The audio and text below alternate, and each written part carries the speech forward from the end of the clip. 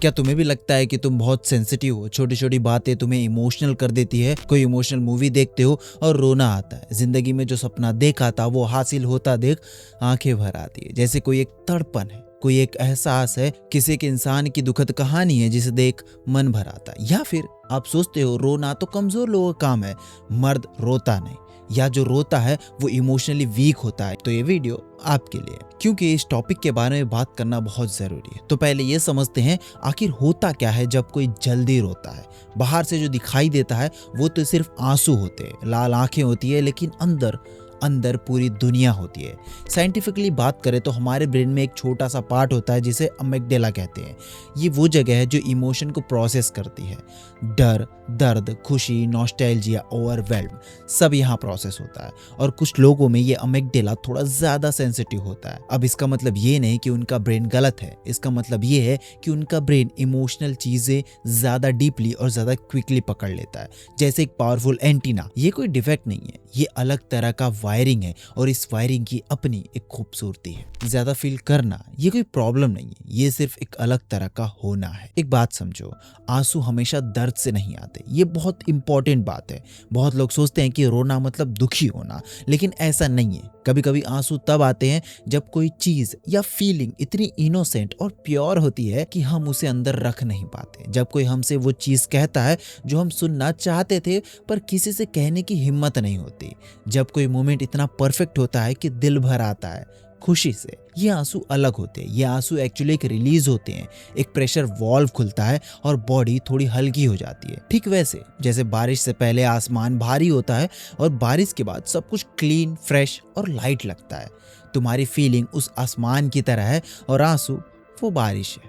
और हाँ, कुछ लोगों के आंसू ओवरवेल्म से भी आते हैं। कुछ लोग इस दुनिया को इतना ऑब्जर्व करते हैं, इतनी फीलिंग्स, इतनी बातें, इतने लोगों का दर्द कि उनका सिस्टम भर जाता है। जैसे अगर ग्लास में तुम पानी भरते जाओ तो एक पॉइंट के बाद पानी बाहर आ जाता है। यहाँ पे ग्लास गलत नहीं है, पानी थोड़ा ज्यादा था। और तब जो आंसू आते हैं वो एक्चुअली बॉडी का एक तरीका है खुद को रिसेट करने का। अब एक और चीज, इजीली रोना और कमजोर होना ये दो बिल्कुल अलग चीजें हैं। इन्हें एक साथ मत जोड़ना, क्योंकि हम ये सोचते आ रहे हैं कि जो रोता है वो वीक है। यार ये सोच बहुत पुरानी है और बहुत गलत भी। साइकोलॉजिकली देखा जाए तो जो इंसान रोता है वो एक्चुअली अपनी फीलिंग को फील करना जानता है।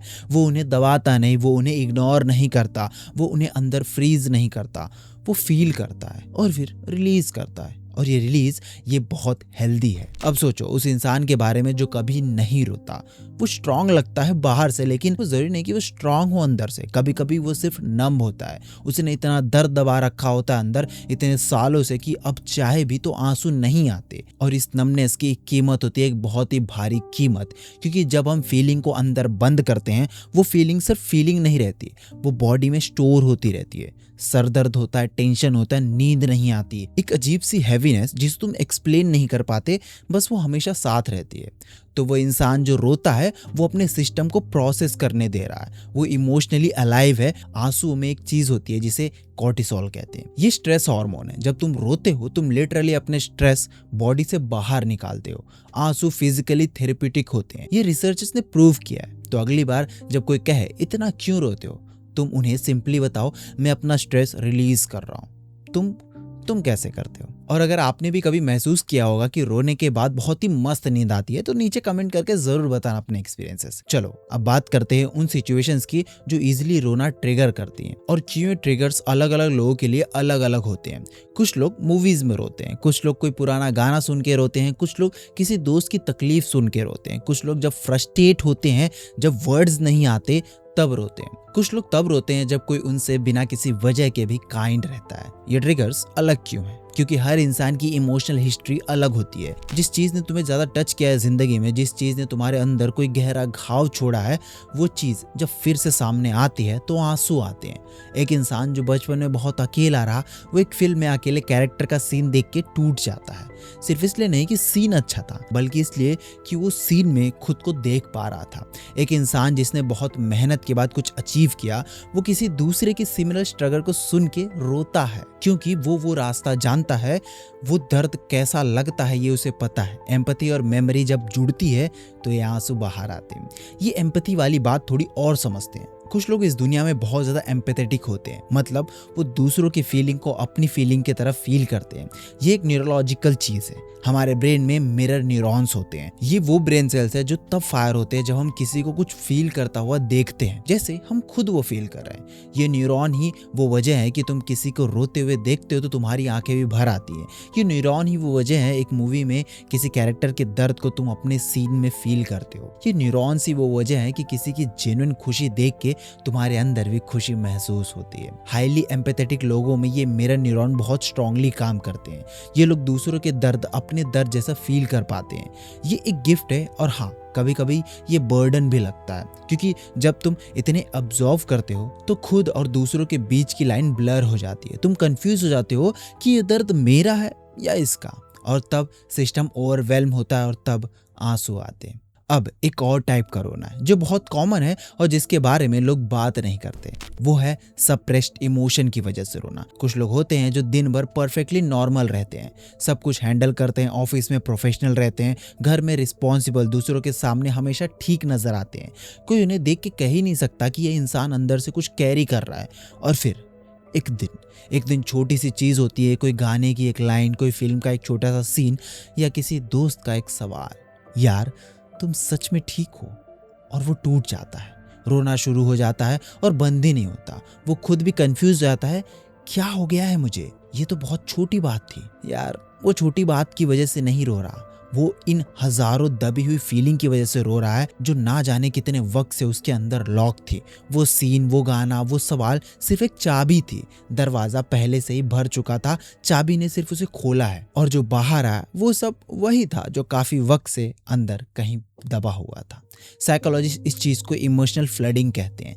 जब इमोशन इतनी ज्यादा एक्यूमुलेट हो जाती है, इतनी सारी फीलिंग्स अंदर घुस जाती हैं और उन्हें बाहर जाने का रास्ता नहीं मिलता, तो एक पॉइंट पे वो फोर्स से बाहर आती है, और वो रिलीज चाहे ऑकवर्ड जगह पे हो, चाहे अल्टीमेटली हो, एक्चुअली जरूरी होती है। बॉडी अपना काम कर रही होती है, अपना बैलेंस वापस ले रही होती है। अब एक और तरह का रोना होता है, फ्रस्ट्रेशन से रोना। ये बहुत लोगों के साथ होता है और बहुत लोग इसके लिए शर्मिंदा होते हैं। जब वर्ड्स नहीं होते, जब तुम कुछ कहना चाहते हो और कोई सुन नहीं रहा, जब कोई चीज तुमसे एक्सप्लेन नहीं हो पा रही, जब सिचुएशन तुम्हारे कंट्रोल में नहीं है, तब आंसू आते हैं और लोग सोचते हैं ड्रामा कर रहा है या कमजोर है। लेकिन यार वो मोमेंट एक्चुअली वो मोमेंट होता है जब फीलिंग्स लैंग्वेज से बड़ी हो जाती है। कभी कभी जिंदगी में कुछ चीजें शब्दों में बयान नहीं होती, कुछ इमोशन इतने हैवी होते हैं कि सिर्फ शब्द उन्हें कैरी नहीं कर पाते, और तब बॉडी अपनी लैंग्वेज बोलती है आंसुओं में। ये वीकनेस नहीं है, ये एक अलग फॉर्म ऑफ एक्सप्रेशन है। और एक चीज जो मैं खास तुमसे कहना चाहता हूँ, अगर तुम इजिली रोते हो, तुम शायद सोचते हो कि ये तुम्हारी प्रॉब्लम है, कि तुम्हारे अंदर कुछ ठीक नहीं है, कि काश तुम ज्यादा स्ट्रांग होते। तो सुनो, तुम्हें ये इजिली फील करना, ये इजिली टच हो जाना, ये तुम्हारी वीकनेस नहीं है, ये तुम्हारी डेप्थ है। तुम इस दुनिया को ज्यादा रिच एक्सपीरियंस करते हो। जब कोई खुश होता है, तुम्हारी खुशी जेन्युइनली ज्यादा होती है। जब कोई दुखी होता है, तुम सच में उसका दर्द फील करते हो। जब कोई ब्यूटीफुल मोमेंट आता है, एक सनसेट, एक गाना, एक अनएक्सपेक्टेड काइंडनेस, तुम वो मोमेंट पूरी तरह जी पाते हो। ये लोग, ये सेंसिटिव लोग, ये दुनिया से ज्यादा कनेक्टेड होते हैं। और इस दुनिया में जहां लोग दिन ब दिन अपने आप में बंद होते जा रहे हैं, ये कनेक्शन बहुत बड़ी चीज है। हाँ, चैलेंजेस हैं, हर जगह रोना इजी नहीं होता। ऑफिस में, किसी मीटिंग में, पब्लिक में, वहाँ इस सेंसिटिविटी को मैनेज करना पड़ता है, और मैनेज करना पॉसिबल है। इसका मतलब ये नहीं कि दबाओ।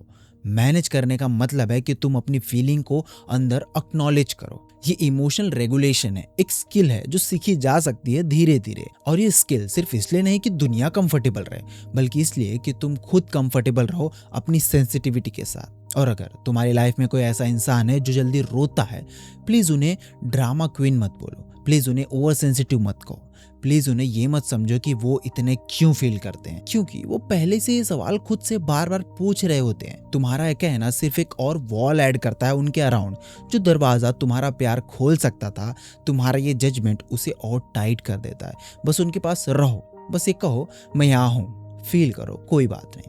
इतना काफी है, सच में इतना बहुत काफी है। कुछ लोग इस दुनिया में आंखों से ज्यादा फील करते हैं, कुछ लोग दिल के पास से जीते हैं, बिना किसी शील्ड के, बिना किसी वॉल के। वो ज्यादा हर्ट होते हैं, हाँ, लेकिन वो ज्यादा लव भी करते हैं, ज्यादा कनेक्ट कर पाते हैं, ज्यादा जेन्युइनली जी पाते हैं। और ये सिर्फ एक वीकनेस नहीं हो सकती, ये गिफ्ट भी है, बस इसको समझना पड़ता है, इसको एक्सेप्ट करना पड़ता है। तो मुस्कुराते रहो, और रोना कोई गलत बात नहीं। मैं भी कभी कभी रो लेता हूँ, बस आपको पता नहीं चलता।